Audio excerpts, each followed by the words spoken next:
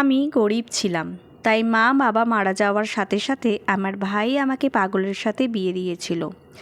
আমি অনেক কেঁদেছি, কিন্তু আমাকে তার বাসায় নিয়ে গেল। আগে খুব কাঁদতাম, কিন্তু আমার পাগল স্বামী আমার খুব যত্ন নিত। আমার জন্য দামি দামি জিনিস কিনে দিয়ে রাতে অন্য ঘরে চলে যেত। আমি খুব অবাক হয়ে একদিন সেই ঘরে লুকিয়ে থেকে হুশ উড়ে গেল।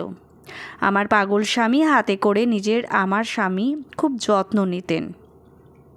তিনি আমার জন্য দামি দামি জিনিস কিনে আনতেন, যদিও তার কাছে তেমন টাকা থাকতো না। আমি অবাক হতাম যে তিনি এত জিনিস কোথা থেকে পান। কিন্তু এই একটা কাজে আমি খুব খুশি হয়ে যেতাম। সে আমার পছন্দের খাবার এবং জিনিসপত্র নিয়ে আসতো, কিন্তু রাতে সে অন্য ঘরে গিয়ে ঘুমাতো। আমি অবাক হতাম যে সে যদি আমার জন্য এত সুন্দর সুন্দর জিনিস নিয়ে আসে, তাহলে সে আমার কাছে আসে না। কেন আসে না আমার সাথে? কেন কথা বলে না? কেন আমার প্রতি এত উদাসীন বলে ভাব? আমি একদিন রাতে তার ঘরে লুকিয়ে পড়ি, যাতে সে ঘরের মধ্যে কি করে আমি জানতে পারি। কেন সে আমার ঘরে ঘুমায় না? তারপর আমি আমার স্বামীকে এমন কাজ করতে দেখলাম, আমি আমার চোখ বন্ধ করে ফেললাম। কারণ সে তো, আমার নাম নিশা, আমি দেখতে খুব সুন্দরী। আমার বৌদি আমার সৌন্দর্যকে হিংসা করত এবং আমার সাথে বাজে ব্যবহার করত, আর বলতো একদিন তোর সৌন্দর্যের অহংকার ধুলোয় মিশিয়ে দেব। আমি বলতাম, ভগবানকে অন্তত ভয় পাও। আমি তোমার কি ক্ষতি করেছি? মা বেঁচে আছেন, বাবা বেঁচে নেই, কিন্তু যতদিন আমার মা বেঁচে ছিলেন ততদিন সংসারের সমস্ত দায়িত্ব আমার হাতে ছিল। আমার দাদাও আমাকে চোখে দেখতে পারতো না। ও সবসময় বলতো, আমার বউয়ের ওপর মাতব্বরি করবি না। আমি একটু রেগেছিলাম, কারণ আমি উল্টোপাল্টা কিছু সহ্য করতে পারতাম না। যেমন বৌদি যদি মাকে সময় মতো খাবার না দেন বা বাসি খাবার দেন, তাহলে আমি রেগে যেতাম। একদিন বৌদি মাকে বাসি খাবার খেতে দিয়েছিল, যেহেতু মা সুগারের রোগী। তাই আমি বৌদিকে বললাম, মায়ের স্বাস্থ্য এমনিতেই খারাপ, তুমি যদি খাবার রান্না নাই করবে, তাহলে আমাকে বললে না কেন? তুমি কি বাসি খাবার খাইয়ে মাকে মেরে ফেলতে চাও? এই ইস্যুতে আমাদের মধ্যে ঝগড়া বেঁধে গেছিল। আমার দাদা বৌদিকে সমর্থন করে বলেছিল, তোকে তো আমি একদিন এমন সোজা করব যে তখন বুঝতে পারবি বৌদির সঙ্গে ঝগড়া করার পরিণাম। তুই ছোট হয়ে তোর বড় বৌদির সাথে এভাবে কথা বলছিস। আমি বললাম, ছোট বা বড় ব্যাপারটা তা না। সে যদি কিছু ভুল কাজ করে, তাহলে আমি অবশ্যই বলবো। সেই দিনে ঝগড়া শুনে মায়ের শরীর খারাপ হয়, তাই তাকে আমরা হাসপাতালে নিয়ে ভর্তি করি। সেখানে 3 দিন লড়াই করে অবশেষে আমাদের সবার মায়া ত্যাগ করেই পৃথিবী ছেড়ে চলে যান। মায়ের মৃত্যুতে আমি খুব দুঃখ পেয়েছি। এরপর একদিন রাতে দাদা রুমে এসে বলল, মা আর এই পৃথিবীতে নেই। তোর কিছু প্রয়োজন হলে আমি তো আছি, আমাকে জানাস। সে আরও বলল, আমি তোর বিয়ে ঠিক করে ফেলেছি। আগামী রবিবার তোর বিয়ে। আমি অবাক হয়ে বললাম, কি? আমি তোর বিয়ে ঠিক করে ফেলেছি। তুই বিয়ে করে স্বামীর বাড়িতে গেলে সেটাই তোর জন্য ভালো হবে। দাদার ওপর আমার এতটা রাগ হচ্ছিল যে ওকে বলতেও পারলাম না যে কার সাথে আমার বিয়ে। ও আরও বলল, সবেমাত্র মা মরেছে, মনের মধ্যে যদি বিয়ে নিয়ে যদি কোনো স্বপ্ন থাকে, সেটা মনের মধ্যেই রাখ। আমি তোর বিয়ে ধুমধাম করে দিতে পারবো না। এ কথা বলেই ও আমার ঘর থেকে বেরিয়ে গেল। আমি বালিশের মাথা দিয়ে কাঁদতে লাগলাম। তারপর মনে মনে নিজেকে এইভাবে সান্ত্বনা দিলাম যে একদিন তো আমার বিয়ে হবেই, সেখানে আমার নিজের সংসার হবে, কারোর দাসত্ব করতে হবে না, বৌদির অত্যাচার থেকে অন্তত বেঁচে যাব। এই সব ভেবেই দিন পার হচ্ছিল। একদিন বিয়ের দিন এটা দেখে অবাক হয়ে গেলাম যে আমার দাদা কেমন মানুষের সাথে আমার বিয়ে ঠিক করেছে। এটাতে নিশ্চয়ই বৌদির কোনো চাল আছে, কারণ বৌদি নিশ্চয়ই আমাকে শত্রু ভাবত। আমি মনে মনে জানতাম যে কেন একদিন বৌদি আমার ওপর প্রতিশোধ নেবে, আর আজকে উনি সেটাই করেছেন।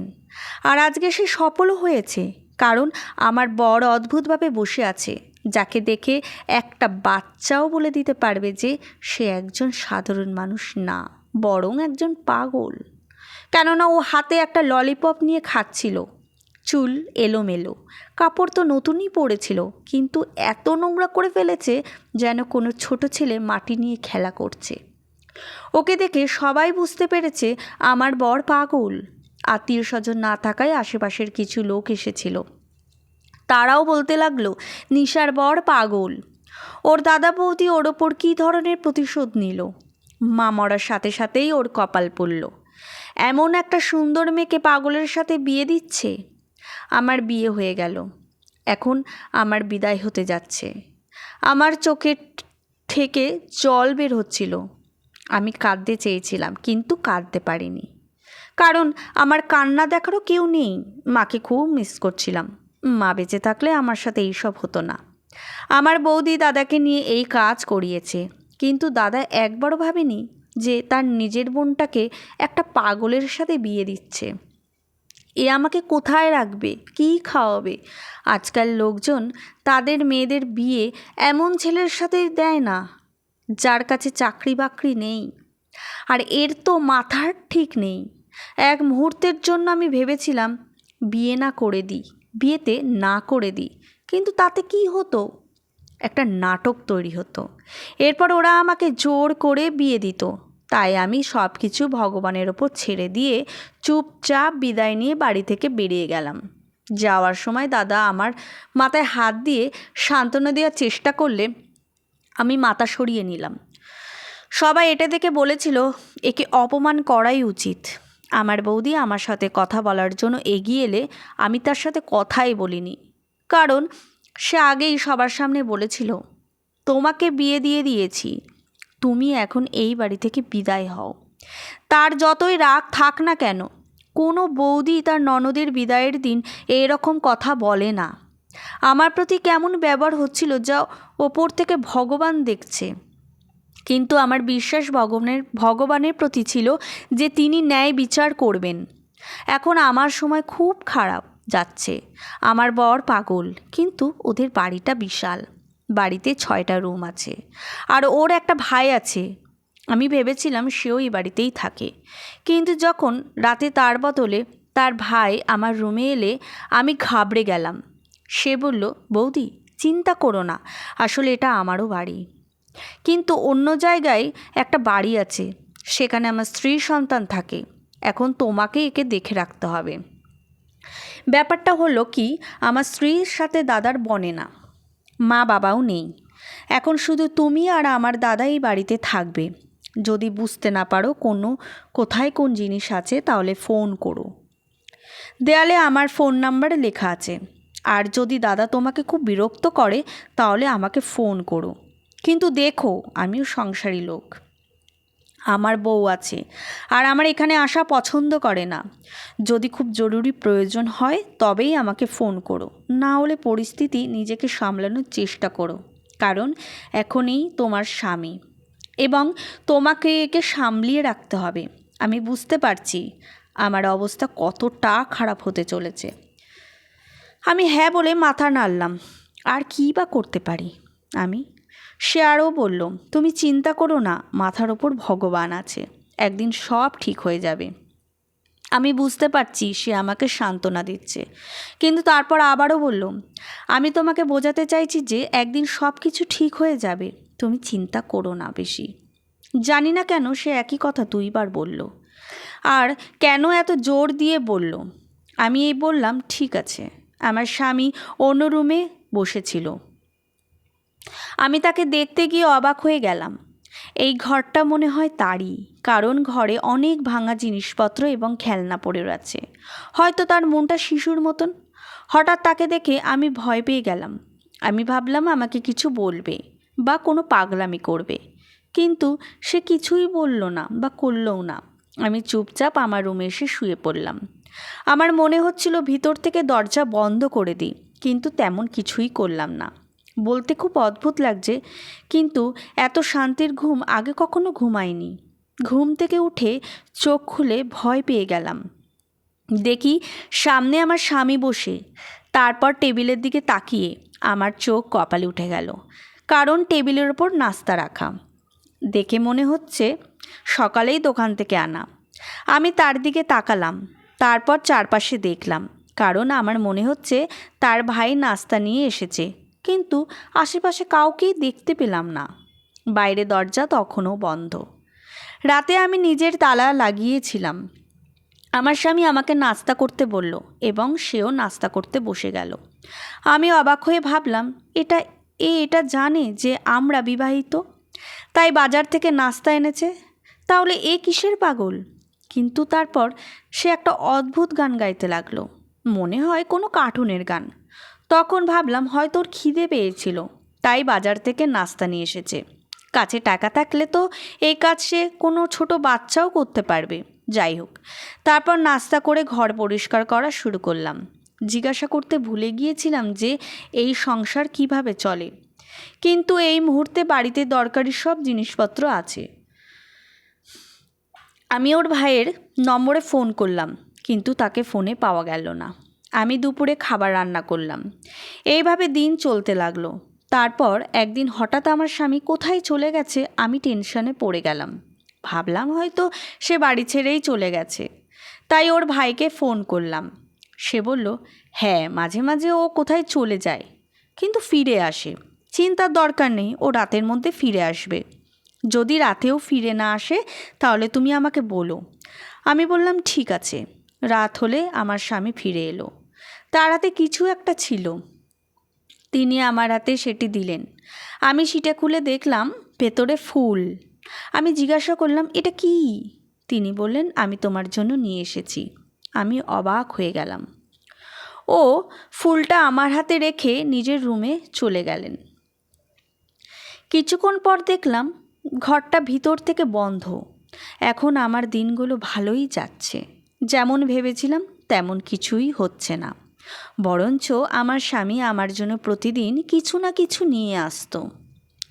আমি জানি না সে কোথা থেকে টাকা পায়। বাড়িতেও সমস্ত বাজার ছিল। তারপর একদিন বাড়ির বাজারপত্র শেষ হতে শুরু করলে ওর ভাই এসে আমাকে 20,000 টাকা দিল। আমি বললাম, এই সংসারও তুমি চালাও? সে বলল, এরকম কোনো ব্যাপার না। আসলে দুই ভাইয়ের নামে কিছু দোকান আছে, মাসে 40,000 টাকা ভাড়া পাই। আজকে 1 তারিখ, তাই আমি তোমাকে টাকা দিতে এসেছি। আমি বললাম, ঠিক আছে, আমি বাজারগুলো করে ফেলবো। এই বাড়িতে টিভিও ছিল, এসিও ছিল, দরকারি সব জিনিস ছিল। একদিন নির্লজ্জের মতো আমার দাদা আর বৌদি এখানে এসে পড়ে। ওরা জানতো যে ওরা আমাকে পাগলের সাথে বিয়ে দিয়েছে। এখন ওরা নিশ্চয়ই দেখতে এসেছে আমার কী অবস্থা হয়েছে। কিন্তু আমাকে দেখে ওরা অবাক হয়ে গেল। আমি একটা নতুন শাড়ি পরেছিলাম। আমার বৌদি জিজ্ঞাসা করলো, এই শাড়িটা কে দিল? এরা তো মাত্র 2টো শাড়ি কিনেছিল। আমরাও তো তোমার জন্য কোনো শাড়ি কিনিনি। আমি বললাম, এটা আমার স্বামী আমার জন্য এনেছে। বৌদি বললেন, তোমার স্বামী তো ঠিক করে কথাই বলতে পারে না, ও তোমার জন্য শাড়ি আনলো কিভাবে? আমি বললাম, ও আমাকে এনে দিয়েছে। আর তোমাকে কে বলেছে ও ঠিকভাবে কথা বলতে পারে না? চলো তোমাকে আমি দেখাই ও আমার জন্য কি কি এনেছে। আমি যখন আমার বৌদিকে সব জিনিস দেখালাম, সে অবাক হয়ে গেল। বৌদি বললেন, ও এত জিনিস কোথা থেকে আনছে? চুরি করে আনছে না তো? আমি বললাম, মোটেও না। এইগুলো দেখে বুঝতে পারছো না যে এইগুলো একেবারে নতুন? ওরা ভেবেছিল আমার সাথে খুব খারাপ কিছু হবে, কিন্তু যখন দেখলো আমার সাথে কিছুই খারাপ হয়নি, তখন ওরা টেনশনে পড়ে গেল। আমি আমার দাদাকে বললাম, তুমি কোনো ভুল সিদ্ধান্ত নাওনি। এখানে আমি খুব সুখেই আছি। এই বাড়িতে আমার কোনো কিছুর অভাব নেই। আমার গরিব মানুষ, বিয়ে হলে আমাদের মতো কোনো গরিবের সাথেই হতো, কিন্তু এদের অবস্থা আমাদের থেকে শত গুণ ভালো। এই দেখো, এদের বাড়িতে এসিও আছে, যদি গরমও পড়ে তবুও আরামে ঘুমোতে পারি। আমার বৌদির মুখ হা হয়ে গেল। আমি জানতাম বাড়িতে গেলেই দাদার সাথে ঝগড়া করবে। এটা ভালো, ওরা আমাকে নিয়ে নিজেদের মধ্যে ঝগড়া করবে। কিন্তু আমার স্বামী কখনো আমার সাথে এরকম করে না। আমার স্বামী আমার জন্য বিভিন্ন যে জিনিস নিয়ে আসেন, আমার যত্ন নেয়। একদিন হাঁটার সময় হোঁচট খেয়ে পা কেটে গেল। আমার স্বামী আমার পায়ে ব্যান্ডেজ করে দেন, কিন্তু রাত হলেই তিনি অন্য ঘরে গিয়ে ভেতর থেকে দরজা বন্ধ করে দিতেন। আমি খুব টেনশনে ছিলাম। এটা কেমন ব্যাপার, তার সাথে কথা বলতে হবে। আমি সিনেমাতে দেখেছি যে ভালোবাসায় মানুষ সুস্থ হয়ে যায়, আর ও যদি সুস্থ হয়ে যায় তাহলে সে দারুণ মানুষ হতে পারে, কারণ সে সুন্দর এবং যুবক, টাকারও অভাব নেই, বাড়িও নিজেদের। যদিও ঠিক হয়ে যায় তাহলে আমার জীবন সেট আপ হয়ে যাবে। কিন্তু আমার সাথে তেমন কথাই বলতো না। ধীরে ধীরে আমি বুঝতে শুরু করি যে এখানেই যাই রহস্য থাক না কেন, তাই ওই ঘরের সাথে সম্পর্কিত, কারণ আমার স্বামী ওই ঘরে গিয়ে নিজেকে বন্ধ করে রাখতেন। তাই আমি মনে মনে ভাবলাম যে সে রুমের মধ্যে কি করে তা আমাকে জানতে হবে। আমি একবার ওই ঘরে গিয়েছিলাম, সেখানে সেরকম কিছুই ছিল না। আমার বৌদি লোকেদের কাছে বলতে শুরু করেছিল যে ওর বিয়ে পাগলের সাথে হয়েছে, কিন্তু ও খুব সুখে আছে। এই কথাটা আমার কানে পৌঁছালো। আমি বলতাম যে হ্যাঁ, ঈশ্বরকে ধন্যবাদ, আমি খুব খুশি, আমাদের সব কিছু আছে, আমার কাছে টাকাও আছে, সংসারের সমস্ত দায়িত্ব আমার হাতে। আমার স্বামী আমার খেয়াল রাখেন এবং আমার জন্য নতুন নতুন জিনিসও নিয়ে আসতেন। কিন্তু কোথায় যেতেন আমি জানি না। আমি একবার তার পিছু নিয়েছিলাম, কিন্তু আমি পথ চিনতাম না, তাই আমি ফিরে আসি। ও রাস্তাঘাটে খুব ভালো করেই চিনতো, হয়তো বাচ্চাদের সাথে খেলতো, কোনো বাগানে গিয়েছিল, কারণ তার কাছে বাচ্চাদের খেলার অনেক কিছু ছিল। তাই আমি এই বিষয়ে খুব বেশি মনোযোগ দিলাম না। কিন্তু আমাকে অবশ্যই জানতে হবে যে সে ঘরে বসে কি করে, এবং সে দিনের বেলায়ও ঘরে তালা মেরেই বাইরে যেত। একদিন আমি তালা লুকিয়ে ফেললাম। তালা খুঁজে না পেয়ে ঘর খোলা রেখেই বাইরে চলে যায়। আমার প্ল্যান ছিল যে আমি আগের থেকেই ঘরে লুকিয়ে থাকব, এবং সে যখন রুমে ঢুকবে তখন আমি জানতে পারবো যে ঘরের ভেতর কি করে। কিন্তু বাড়িতে ফিরে সে আমাকে খুঁজতে লাগলো, আর মাঝে মাঝে আমার সাথে দুই এক কথাও বলতো। আমার নামটা মুখস্থ করে ফেলেছে। সে আমাকে আমার নাম ধরে ডাকতো। মাঝে মাঝে ওকে দেখে খুব খারাপ লাগতো। এও তো কারোর সন্তান, এর সাথে কী এমন হয়েছে যে একেবারে পাগল হয়ে গেছে? সম্ভবত তার সাথে কোনো দুর্ঘটনা ঘটে থাকতে পারে।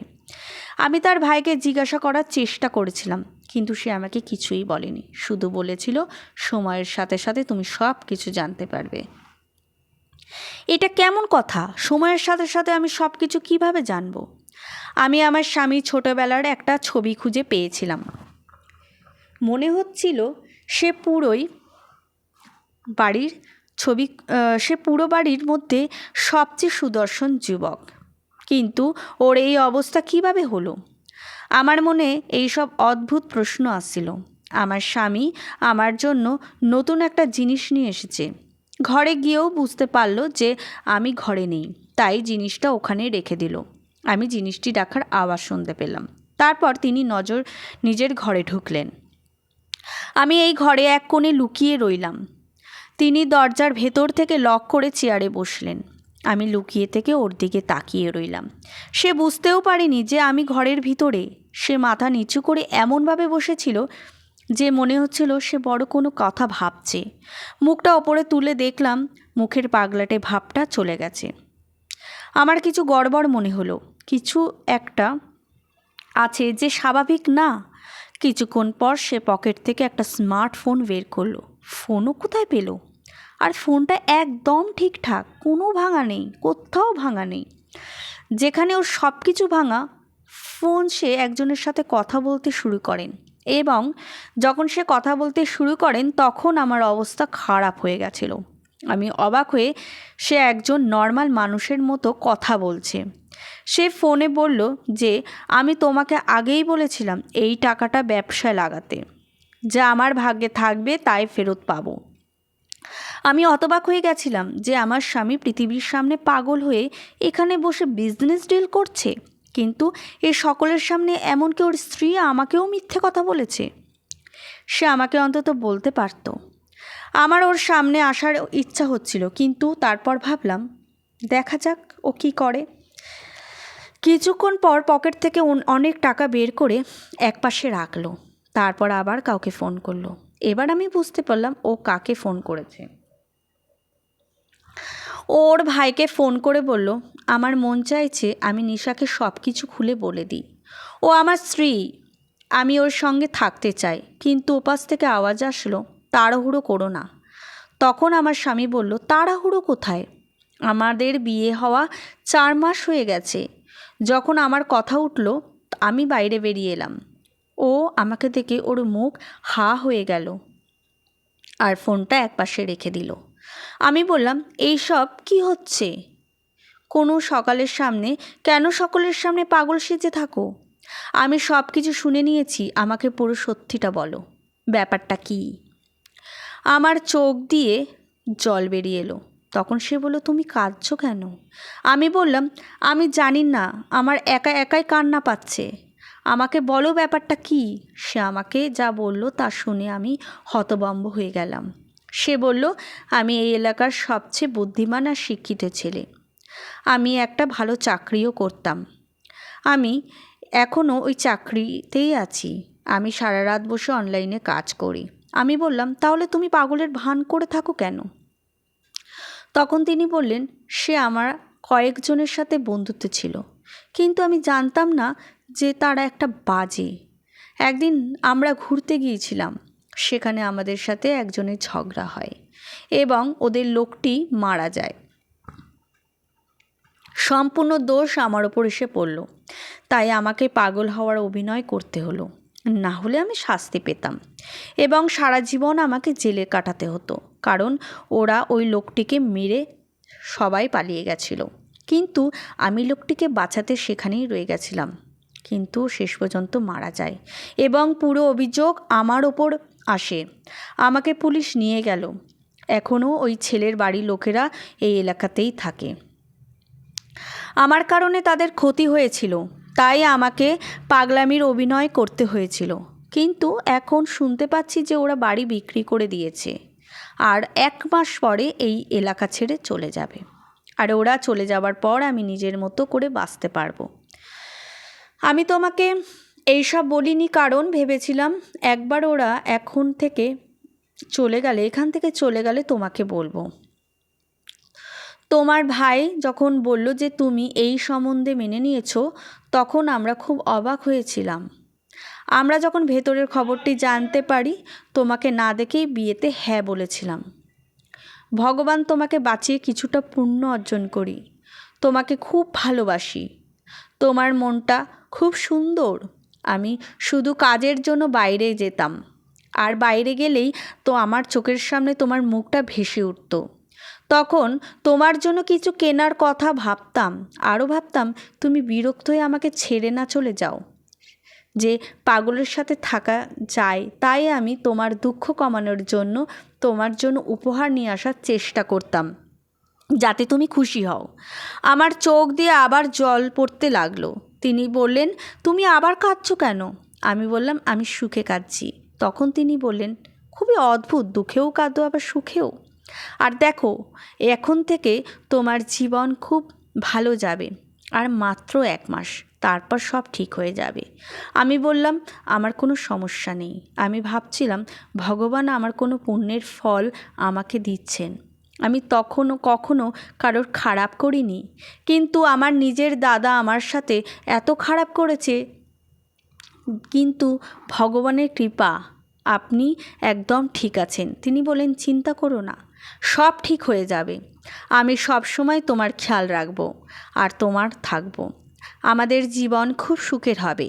ধীরে ধীরে আমি প্রচার করলাম যে আমি আমার স্বামীর চিকিৎসা করিয়েছি।